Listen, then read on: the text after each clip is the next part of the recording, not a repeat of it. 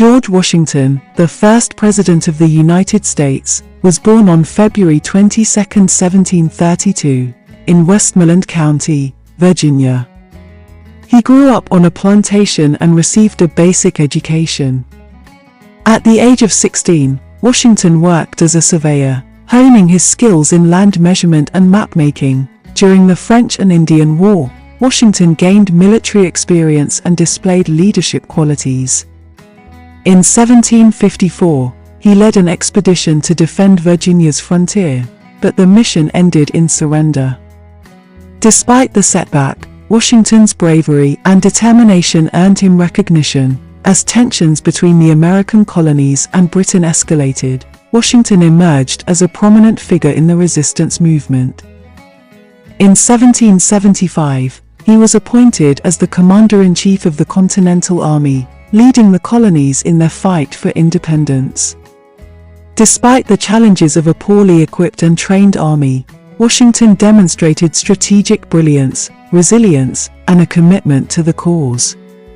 His leadership was instrumental in securing victory in the Revolutionary War. After the war, Washington returned to his plantation, Mount Vernon, but his influence in shaping the nation was far from over.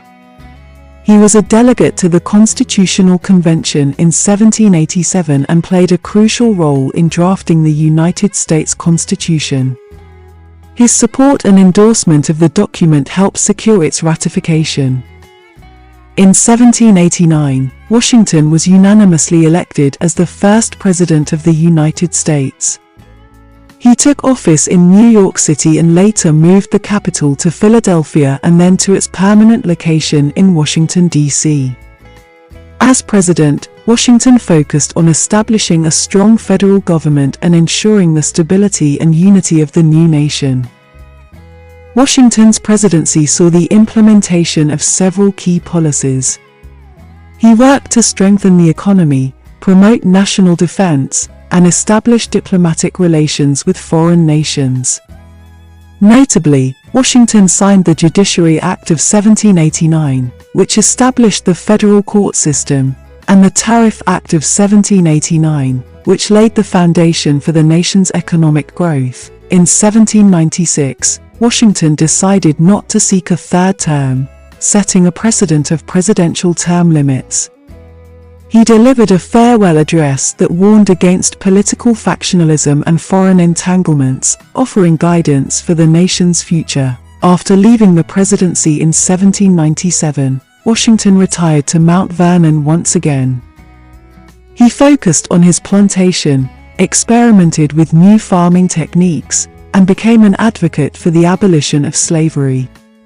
Unfortunately, Washington's retirement was cut short when he fell ill with a severe throat infection and passed away on December 14, 1799. George Washington's contributions to the United States were immense.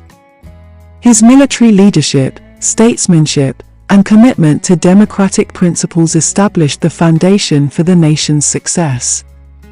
His character, integrity, and devotion to public service continue to make him one of the most respected figures in American history. Happiness and moral duty are inseparably connected. Observe good faith and justice toward all nations. Cultivate peace and harmony with all. The harder the conflict, the greater the triumph. To be prepared for war is one of the most effectual means of preserving peace. Liberty, when it begins to take root, is a plant of rapid growth. The best and only safe road to honor, glory, and true dignity is justice. It is better to offer no excuse than a bad one. Associate yourself with men of good quality if you esteem your own reputation. If freedom of speech is taken away, then dumb and silent we may be led, like sheep to the slaughter. The Constitution is the guide which I never will abandon.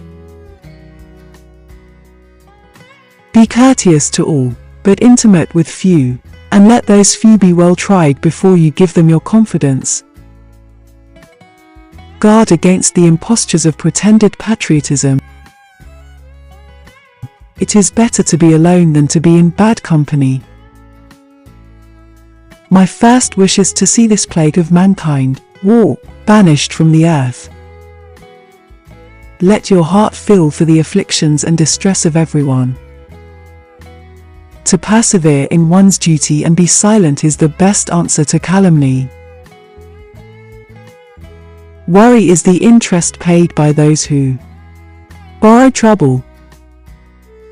The best way to predict your future is to create it. True friendship is a plant of slow growth. The foolish and wicked practice of profane cursing and swearing is a vice so mean and low that every person of sense and character detests and despises it. I hope I shall possess firmness and virtue enough to maintain what I consider the most enviable of all titles, the character of an honest man. To be prepared for war is one of the most effectual means of preserving peace. I have no other view than to promote the public good, and am unambitious of honours not founded in the approbation of my country. My mother was the most beautiful woman I ever saw. All I am I owe to my mother.